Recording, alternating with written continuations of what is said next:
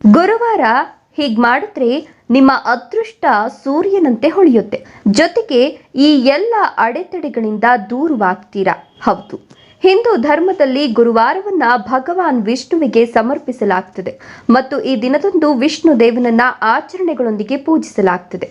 ಗುರುವಾರದಂದು ಭಗವಾನ್ ವಿಷ್ಣುವನ್ನ ಪೂಜಿಸೋದ್ರಿಂದ ವಿಷ್ಣು ದೇವನೊಂದಿಗೆ ಲಕ್ಷ್ಮೀ ದೇವಿಯ ಅನುಗ್ರಹವನ್ನ ಪಡೆಯುತ್ತಾರೆ ಎನ್ನುವ ನಂಬಿಕೆ ಇದೆ. ಲಕ್ಷ್ಮೀ ದೇವಿಯ ಆಶೀರ್ವಾದ ಪಡೆದ ವ್ಯಕ್ತಿಯು ತನ್ನ ಜೀವನದಲ್ಲಿ ಯಾವುದೇ ಸಂಪತ್ತು ಅಥವಾ ಐಶ್ವರ್ಯದ ಕೊರತೆಯನ್ನ ಎದುರಿಸೋದಿಲ್ಲ. ಅಂತಹ ಪರಿಸ್ಥಿತಿಯಲ್ಲಿ ಗುರುವಾರದ ಪೂಜೆಯೊಂದಿಗೆ ಕೆಲವು ಕೆಲಸಗಳನ್ನು ಸಹ ಮಾಡಬೇಕು. ಯಾವ ಕೆಲಸ ಗುರುವಾರದ ದಿನ ಮಾಡಿದ್ರೆ ನಮ್ಮ ಅದೃಷ್ಟ ತೆರೀತದೆ ಮತ್ತು ಯಾವ ಅಡೆತಡೆಗಳಿಂದ ಮುಕ್ತಿ ಸಿಗುತ್ತೆ ಅಂತ ತಿಳಿಯೋಣ. ಅದಕ್ಕೂ ಮುನ್ನ ಭಗವಾನ್ ವಿಷ್ಣು ಮತ್ತು ತಾಯಿ ಲಕ್ಷ್ಮೀ ದೇವಿಗೆ ಭಕ್ತಿಯಿಂದ ಲೈಕ್ ಕೊಟ್ಟು ಅವರ ಆಶೀರ್ವಾದ ಸಿಗಲೆಂದು ಓಂ ಲಕ್ಷ್ಮೀ ನಾರಾಯಣಾಯ ನಮಃ ಅಂತ ಕಮೆಂಟ್ ಮಾಡಿ. ಹಾಗೆ ನಿಮ್ಮ ಜೀವನದಲ್ಲಿ ಬಗೆಹರಿಸಲು ಸಾಧ್ಯವಾಗದ ಸಮಸ್ಯೆಗಳು ಇದ್ರೆ ಇಲ್ಲಿ ಕಾಣ್ತಿರುವ ಗುರೂಜಿ ನಂಬರಿಗೆ ಕರೆ ಮಾಡಿ ಫೋನಿನಲ್ಲಿ ಪರಿಹಾರ ತಿಳಿಸಿಕೊಡ್ತಾರೆ.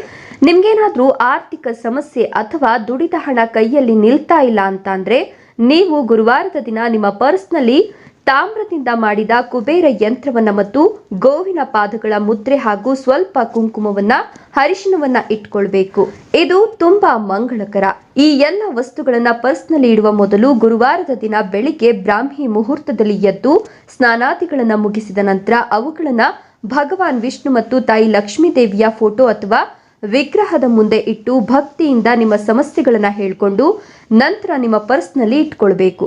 ಈ ವಸ್ತುಗಳನ್ನ ಪ್ರತಿ ಗುರುವಾರ ಭಗವಾನ್ ವಿಷ್ಣು ಮತ್ತು ತಾಯಿ ಲಕ್ಷ್ಮೀ ದೇವಿಯ ಫೋಟೋ ಅಥವಾ ವಿಗ್ರಹದ ಮುಂದೆ ಇಟ್ಟು ಪೂಜೆ ಸಲ್ಲಿಸಿ ನಂತರ ಪರ್ಸ್ನಲ್ಲಿ ಇಟ್ಕೊಳ್ಬೇಕು.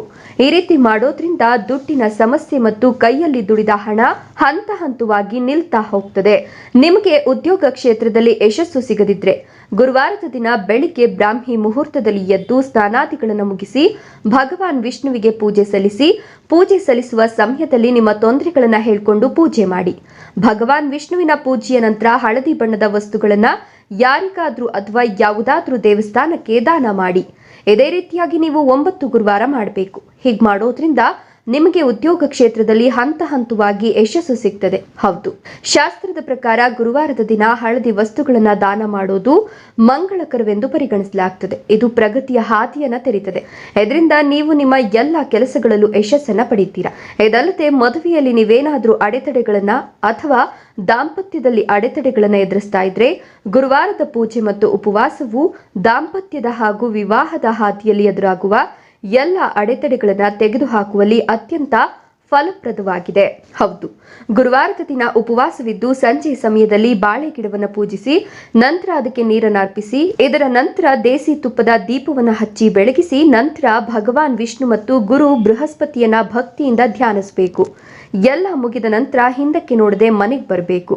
ಈ ರೀತಿಯಾಗಿ 11 ಗುರುವಾರ ಮಾಡಬೇಕು. ಹೀಗೆ ಮಾಡೋದ್ರಿಂದ ದಾಂಪತ್ಯದಲ್ಲಿನ ಅಡೆತಡೆಗಳು ದೂರವಾಗ್ತವೆ ಮತ್ತು ಮದುವೆಯಲ್ಲಿನ ಅಡೆತಡೆಗಳು ಕೂಡ ದೂರವಾಗ್ತವೆ.